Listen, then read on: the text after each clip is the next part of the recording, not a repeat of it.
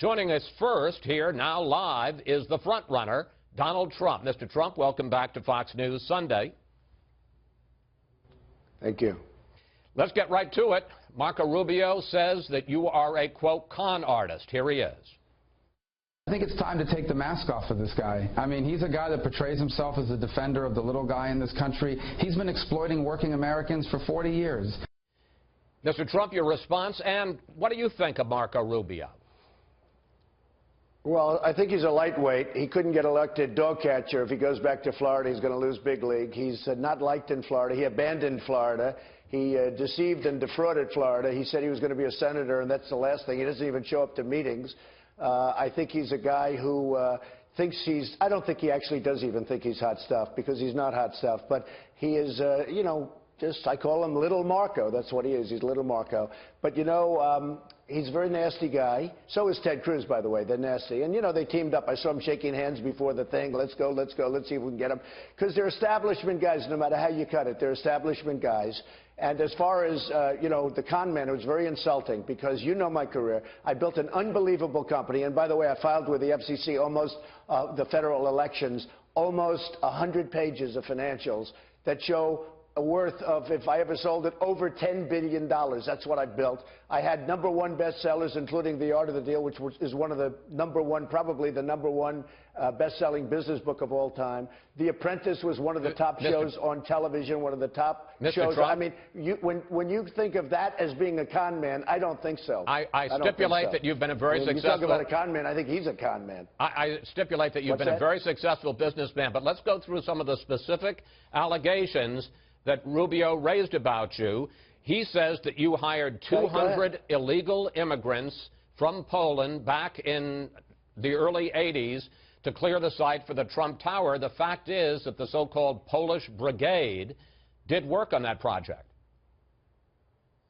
So let me just tell you how sad that is that he comes up. It was more than 35 years ago. So can you imagine, with all I've done, I've built buildings all over the world. I built massive buildings in New York, massive jobs, a city on the west side of Manhattan.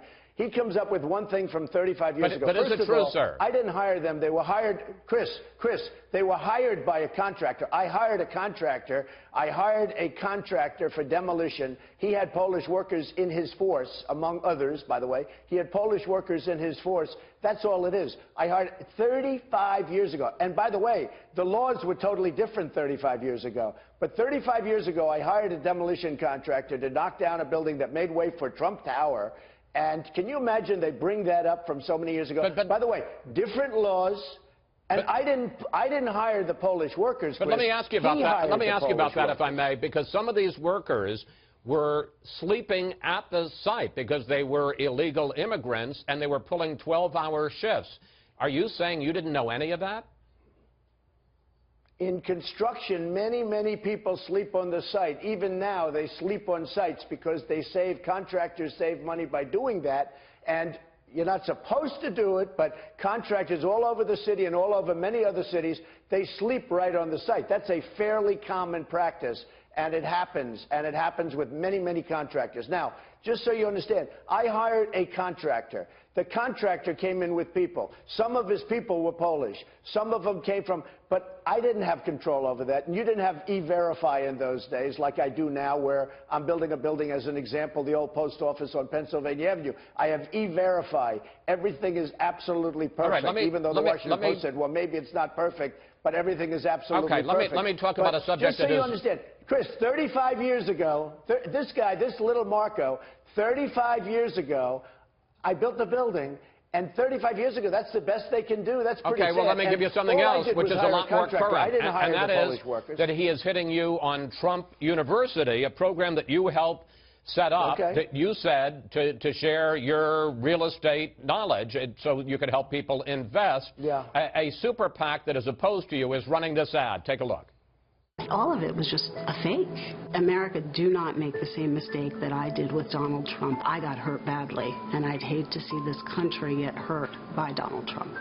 Now, Trump University ads promised that these instructors on your real estate genius would be handpicked by you, but in fact, the story is that a lot of them were picked just so they could get people to sign up, and one of them was a manager from a Buffalo Wild Wings. So did you handpick these instructors or not? Okay, many of them we were handpicked, and I handpicked top people, and the people I think did a good job, and they ran a good school. And I'll tell you about the school. It had an A rating from the Better Business Bureau, and the people I think that you even have on there have given it great report cards, because everybody, or just about everybody that took a course, almost everybody signed a document, and they rated the school, they rated the course, what they learned, was it good? Not a huge amount of money. They didn't pay a huge amount of money. But what happened is wait, some of them paid $35,000. And wait a minute, wait, some of them paid $35,000. That's a lot of money. Chris, 98% of the people that took the courses, we have report cards from everybody. They report carded on the course. 98% of the people that took the courses, 98% approved the courses. They thought they were terrific. Now, just so you understand, I could have settled this case a long time ago. I chose not to. I'm going to win the case in court because I do that. I win cases in court. Let me ask you about that. Other civil lawsuits. Because this weekend, I'm not a settler. You know what, Chris?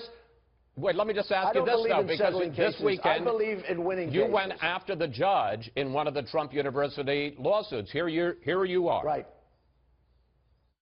Because there's a hostility toward me by the judge, tremendous hostility, beyond belief. I believe he happens to be Spanish, which is fine. He's Hispanic, which is fine. And we haven't asked for recusal, which we may do, but we have a judge who's very hostile. The Attorney General of New York, after those remarks, accused you of racial demagoguery, mentioning the fact that he's Hispanic. I think the judge has been extremely hostile to me. I think it has to do with perhaps the fact that I'm very, very strong on the border, very, very strong on the border, and he has been extremely hostile to me. This is a case that, in our opinion, should have been won a long time ago. It's a case that we should have won on summary judgment. We win nothing with this. This is a we have a very hostile judge.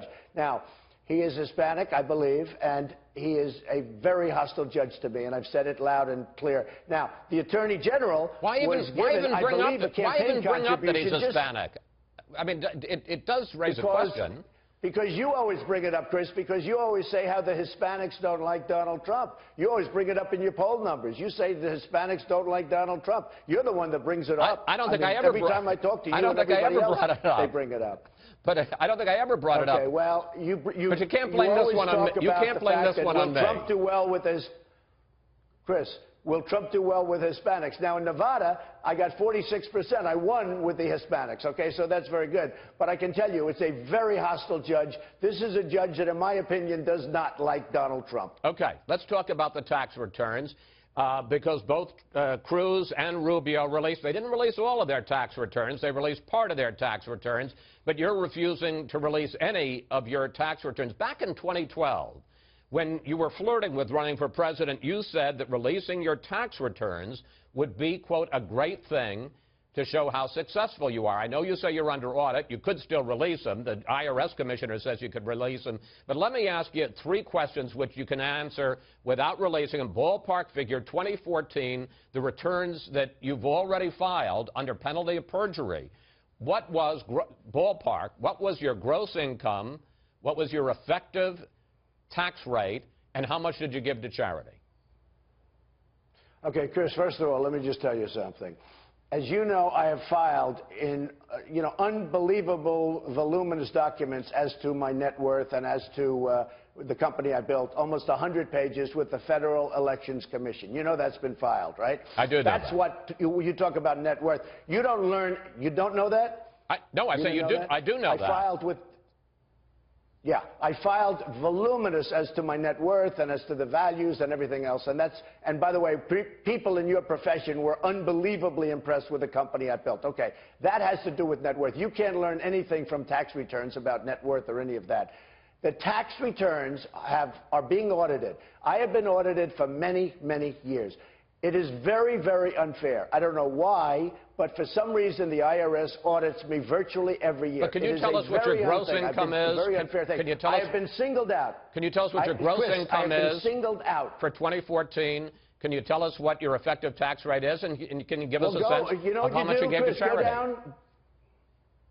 Here's what you do. Go down to the Federal Elections Commission and take out my financial disclosure forms. By the way, when you talk about Cruz, he didn't put on that he's borrowing money from banks all over the place, that he borrowed a lot of money from banks at a very low interest rate, an interest rate that you could not get. Believe me, you could never get it. That he borrowed from Goldman Sachs and he borrowed from Citibank. He didn't put that down in his financial disclosure form, and I put down over 100 pages of investments and deals and everything else. I have full disclosure. He didn't disclose.